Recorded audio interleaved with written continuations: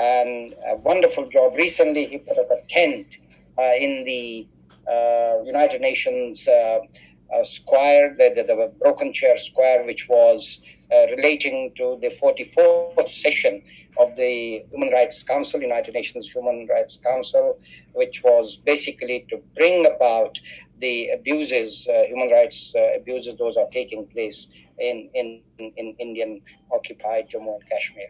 Rana Saab, you have the floor, please. Thank you, Trambu Saab, and thank you for everyone. I heard wonderful statement from you. And thank you, Trambu Saab. You are doing wonderful work for our community, for Kashmiri, inside United Nations and outside United Nations. And you are the role model for people like us who want to do something for a community. I am a political worker from my childhood. I'm a 42 right now, but I'm in a politics when I was a 9-year-old from the school life. And when I was young, I was thinking, oh, one day United Nations will do something for Kashmir, Palestine, Iraq, and Burma. No, after 30 years, it took me 30 years to reach in the United Nations. No, I'm thinking, what else? Who will we do? Because my expectation, like the rest of the world, was from the United Nations. But United Nations is not seem to be interesting to doing anything for Kashmir. They do not have anything to do for Palestine. They don't want to solve these issues. This is my feeling. Being a part of United Nations, I'm inside the United Nations from last 3 years. But I don't think so. They have an agenda to solve these issues. So what else? Where we can go? We are, I think all of you are in link with the United Nations somehow in some way. But we all know what going inside in a United Nations is just like a social club. It's just like a club for a rich people. It's just like a club for a people who will sit and listen. Oh, people are dying in Yemen. People are dying in Kashmir from last 70 years. People dying in Palestine. They don't have any interest to solve this problem. Why we are still hoping from them? If we are hoping for them, what is the right direction for us? It's almost 73 years. Kashmiri people are been killed, been dying, been raped, been kidnapped. It's not only a 1 year. They are facing this what we call COVID, not COVID. This current situation, right? But from last 73 years, they have a same problem. My suggestion. You are the leaders. You are the most senior. I think I will take benefit of. I'm one of the youngest one above you, right? I want to ask the question: what is the right direction we can take as humanitarian worker in United Nations? I was in Geneva as 2 weeks ago for the 44th session. We make a plan. This is just the beginning of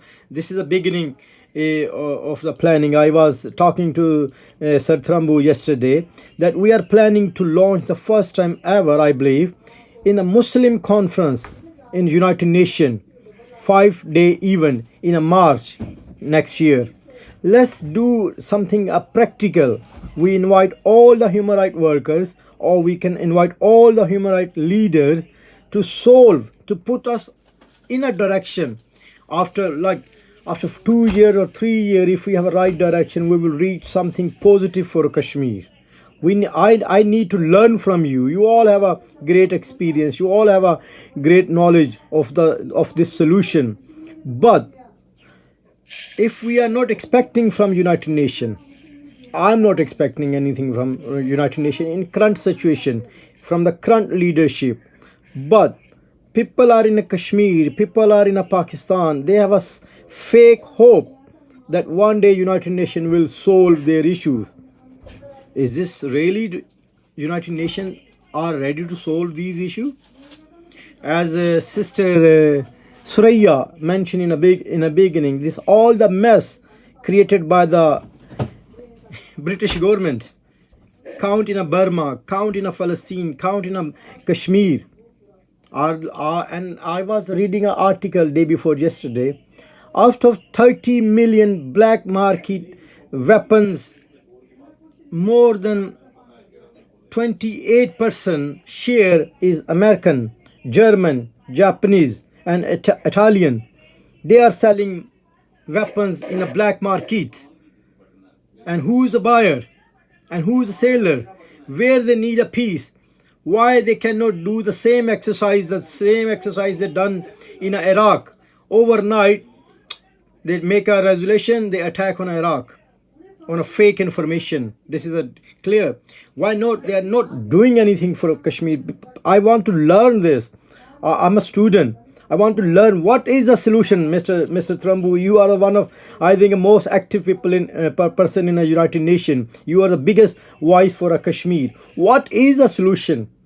I think we are just crying. We are just wasting our time at the United Nation. I'm sorry. I don't want to be a cry on this stage. But let's conclude it now because we have some questions as well. all right, And I'm done.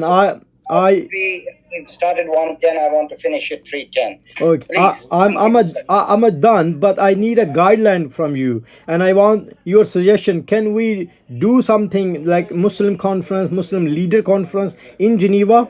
This is open platform. I need a discussion and I need advice of on this. Thank you. Thank you very much, sir, for your presentation.